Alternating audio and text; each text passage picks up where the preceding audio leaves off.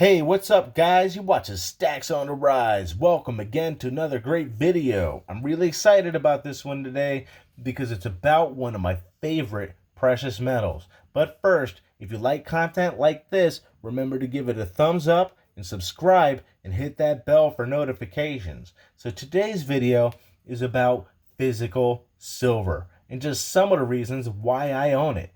I mean, it's one of my favorite precious metals because I feel it's the most undervalued. So because of that, I feel it has some of the most opportunity for upside potential. Silver has a lot of downward pressure on its price because it's actually, for the most part, an industrial metal. So it's in the benefit of big companies if the price remains low. Silver is also used in many different applications. It's used in medical technologies, instruments, and devices because it has antiviral properties. It's one of the best electrical conductors, so it's in all of our electronics. I mean, I've seen interviews where it was discussed that if any of these large electronic companies were to disclose how much silver they actually need in a year, that the silver price would skyrocket just based on that. And it's the most reflective metal. It's been used in mirrors and solar panels. I mean, solar panels, they use an average of 20 grams of silver per panel. So with this Green New Deal that's coming out and all the possible solar panels that will be needed, you can only imagine the implications. I mean, there are so many uses for silver and they're finding more and more every day. And let's not forget, it's like the only thing that could kill werewolves. Werewolves. I mean, sorry, I'm kidding, of course, but the logic is sound.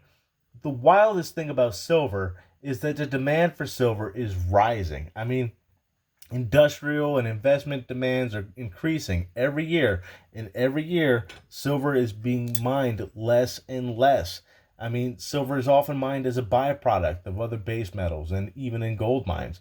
But it's not economic to recover silver and recycle it from old electronics, so a huge amount of silver is just being thrown out every year. So basically, demand is increasing, less is being mined, and what is mined is being thrown away. It's, in my opinion, almost like the perfect storm for silver. I mean, you could do the math yourself. Silver is highly undervalued. I mean, even at $25 or $26 an ounce, it's basically only half of the all-time highs. But it's also the most undervalued it's ever been in history. I mean, investment grade silver is also made into silver bars and rounds, but it's also made into coins, locking up purchasing power in metal because silver is money.